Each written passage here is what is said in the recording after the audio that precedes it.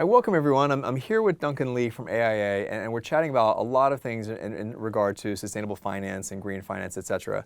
And you mentioned in a previous video the concept of making a commitment to net zero, okay?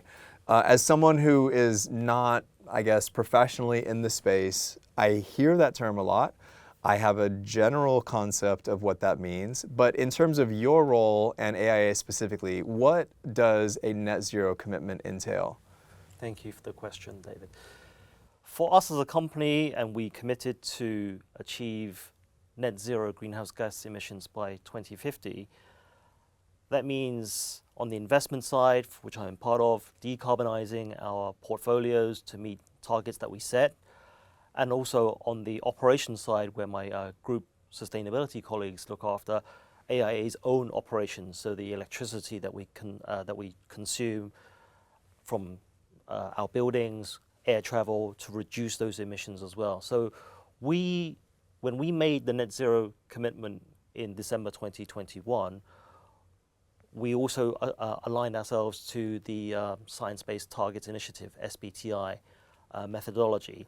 SBTI is a coalition of various organizations that use climate science to determine pathways that enable companies such as AIA to set ambitious emissions reductions targets that then take us on a journey towards a destination that is aligned to either what's called a well below 2 degrees or 1.5 degree scenario. And for the viewers, what that means is the objective of those pathways is to keep global warming to either well below 2 degrees above pre-industrial times, or for a greater degree of ambition below a 1.5 degree increase above pre-industrial times.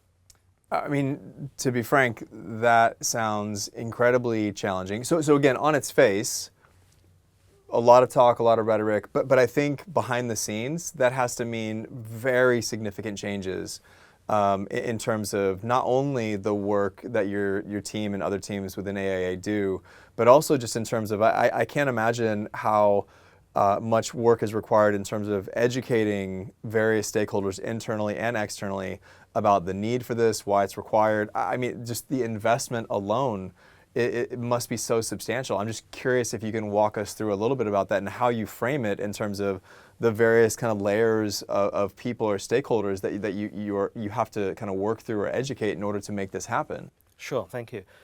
We have four near-term targets under SBTI, one on the operations side and three that are on the investment side. The investment side account for over 95% of AIA's emissions, so the bulk of the work to be done is on the investment side.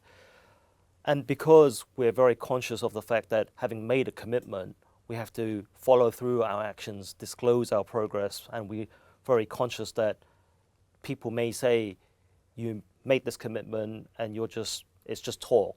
That's greenwashing. And as a company, we look at our reputation very, very seriously, and we're very, very keen to do what we can to preserve that and enhance it. So in terms of the investment side, let's just focus on the investment side, there was a huge amount of awareness raising, level setting, if you will, between this group office team and our 18 markets, the investments teams. What is net zero? What is SBTI? What does setting a target mean in terms of potential actions that they may take? We also had to look at the actual investment portfolios that were in scope. So we actually did a massive scoping exercise where we looked at across our 18 markets, our legal entities, our asset classes, and the instrument types, and then be able to have those conversations with our largest business units to say, of your portfolio, X% is in scope, and the emissions pathways will mean that you're likely to have to see a decrease in your emissions of X by this year, for example. And then it's not also just about selling and divesting your companies to try and meet that, because we also want real world change. So that means there's a need to engage where we have material exposure. We have to look at all the companies that we have exposures to and prioritize them. That's what our stewardship team does. And then engage with them. What does engagement mean in that context? encourage them to start their decarbonization journeys, measure and disclose their emissions, set targets, make a net zero commitment, and then the holy grail for us is for those companies to set and validate science-based targets. That's one of our targets on the investment side, and then we also have two other intensity reduction targets for the power generation sector, and also the direct real estate, so the buildings that we own but don't occupy, that we lease out. Then that's just on the investment side. Then we have to look at the feasibility and communicate with our internal stakeholders. We also then have to talk to our own internal stakeholders that are outside investments. So our risk teams, our group sustainability team, and then also communicate relentlessly to our governance structures, our ESG committee, our group board, our group executive committee, and then also at the local investment governance structures as well. Because ultimately we need those, we need the topmost governance structure for investment, the group investment committee, to approve the 3 investment targets. So there's a lot of that. That was a huge amount of work. And then it's also to articulate for our external stakeholders, other asset owners, other asset managers. We work with our asset managers because we outsource asset management under segregated mandates to certain asset managers. They also have a part to play in this as well. Our peers, the investment companies, the regulators, and also our own investors, and also industry forum and events like this as well, where we can tell AIA's investment story to the stakeholders, including those whose future it is, which your viewers, they form a great constituent. They'd be interested. I mean, it sounds like a monumental, to be frank, it almost sounds like not a different company, but like it's so fundamental of a shift that I can imagine for a lot of people within the organization. I mean, I could imagine internal pushback, especially because investment work is often very relationship driven, and I can imagine that a transition of this magnitude might make it challenging for certain people to maintain or to utilize a lot of the relationships that they developed over years, if not decades.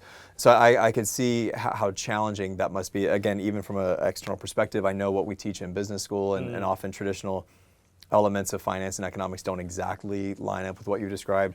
So I guess my question for you is, again, why? Why are we pushing so hard on this? But before I get to that, I want to mention to our learners that during the break, Duncan and I were talking about how there have been large shifts in terms of, from a regulatory standpoint, where more is asked of organizations, especially listed companies, et cetera. So I was trying to think of examples, and we both kind of came up with the Enron scandal, 2003, post-2003. Which led to the Sarbanes-Oxley Act in the U.S. and which then had kind of global ripples in terms of corporate governance and stuff around the world. And then post global financial crisis, things like the McCain-Feingold Act, et cetera. And again, in countries around the world, they kind of changed their banking regulatory environment. One thing that you pointed out, though, which I thought was very interesting that I hope you can speak to, is that both of those examples were governments that changed regulation and therefore disclosure requirements after a scandal or actually a series of scandals occurred.